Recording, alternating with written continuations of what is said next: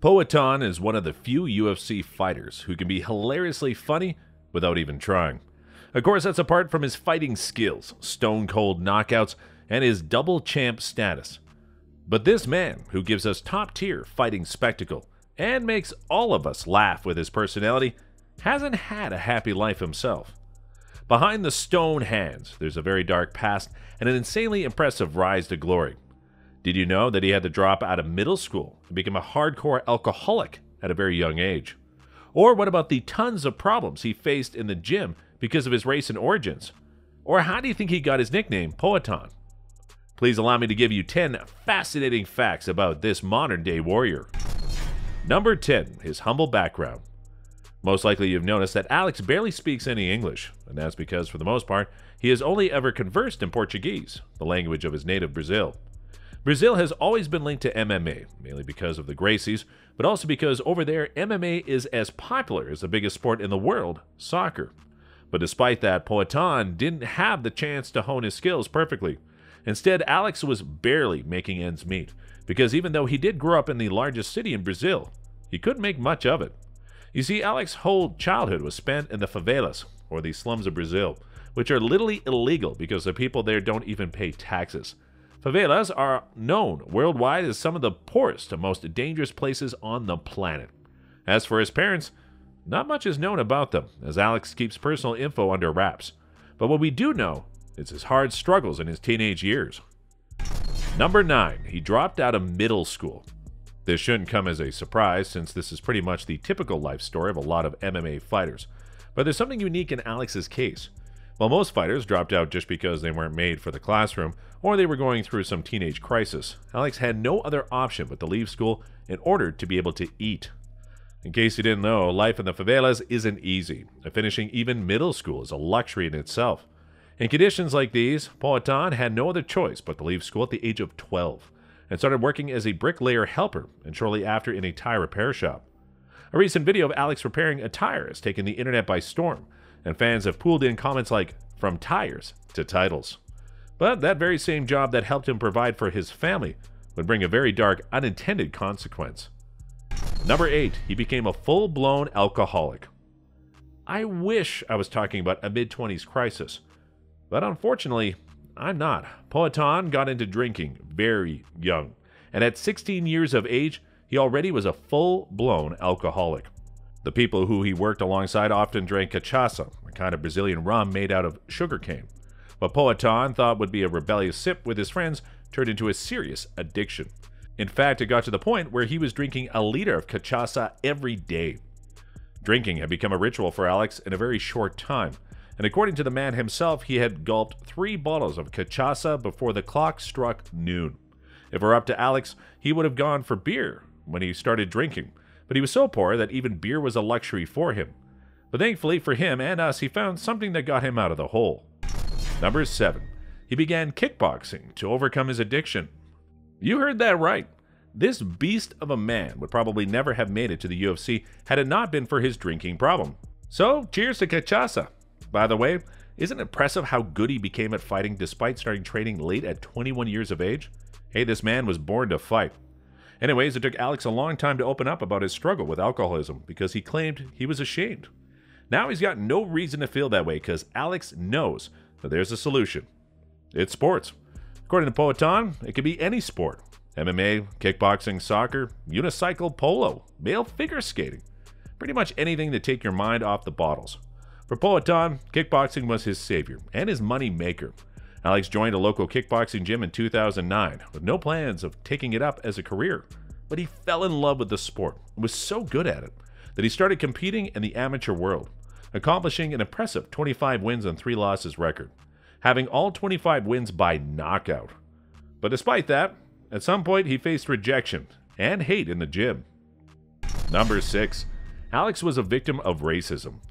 When Alex stumbled upon his local kickboxing gym, Wilson Nunes, his first trainer, immediately saw his potential and realized he needed higher-level coaching. In those days, Beloka Uera was the #1 kickboxing coach in São Bernardo do Campo, and also the man that Nunes sought out. After practically begging Uera for a chance, he finally gave up and matched Alex up against one of his best protégés.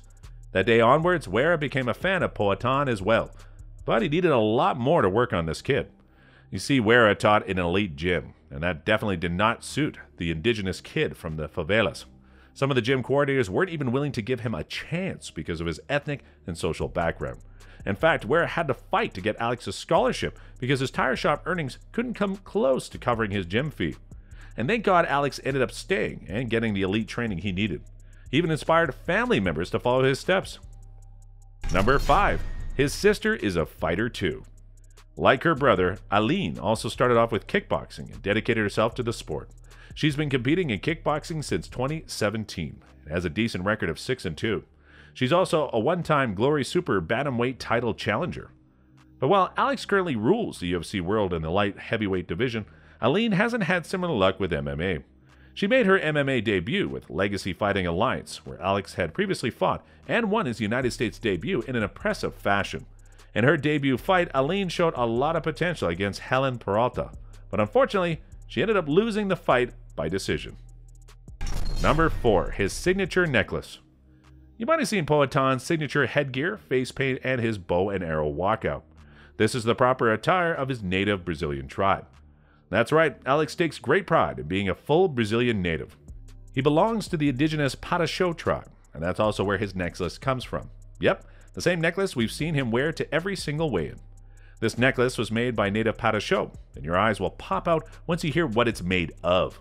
The necklace is made up of shark cartilage, while the pendant is an actual jaguar tooth. Knowing Poatan, I'd say he probably knocked out both of them animals and took what was his. Number 3. The origin of his nickname. Apart from making his career, Alex has got to thank Wera for giving him the most iconic nickname ever. No one really knows where it came from, and yet everyone calls a man Poatan. Turns out that it's a combination of 2 words from his native Tupi language. Po means hand, and atan can be translated to something solid or stone-like. But how did he actually get it? Well, when Alex was training with Wera, he asked him to confirm his roots from his family members. Since Wera already thought the kid had this unique fire in him, he was overjoyed when he found out that indeed Alex was a native Pataxó. Take that, and Alex's natural ability to make a man drop dead cold. Wera came up with the name Poatan, and it's stuck ever since. Number 2. He's the only double champ in both the UFC and Glory kickboxing. You've probably heard of Alex being referred to as the double champ, especially since he knocked the lights off Jiri Prochazka and won light heavyweight gold. But did you know he was a double champ far before this fight? That's right, Alex has also got the double champ status in kickboxing to his name. Even though it took Poatan 4 long years to land a shot at a solid title, he ended the fight in a much shorter time. Alex knocked out Mekon Silva in the second round to become the Glory middleweight champ. And after 4 consecutive successful defenses, he bulked up to the light heavyweight division. Alex won the interim light heavyweight title by defeating Jason Wilnes via knockout in the first round. Fast forward to his iconic wins over Adesanya and Prochazka, Alex is now the only MMA fighter to have double champ status in both sports. Number 1. Alex is the only fighter to have knocked out Israel Adesanya. Not once, but twice. Sean Strickland can troll Izzy all he wants, but he and everyone else in the world knows that there's more to Izzy than meets the eye. The dude is a monster. That's pretty obvious from his stellar 24-3 record. And in case you didn't know, 2 of the fighters who bested Izzy are Strickland and John Blachowicz, and both of them have won their fights by decision. While Strickland's case might make sense, John is an absolute beast, and to have survived a knockout against him is an achievement in itself. The only fighter, though, who can boast not only 1, but 2 knockouts over Izzy is Poatan himself. Which of these facts surprised you the most? Go ahead and tell us your valuable opinion in the comments section below. Also, don't forget to like, subscribe, and turn the notifications on so you won't miss any of our videos. And that's it for today. Until then, remember to protect yourself at all times.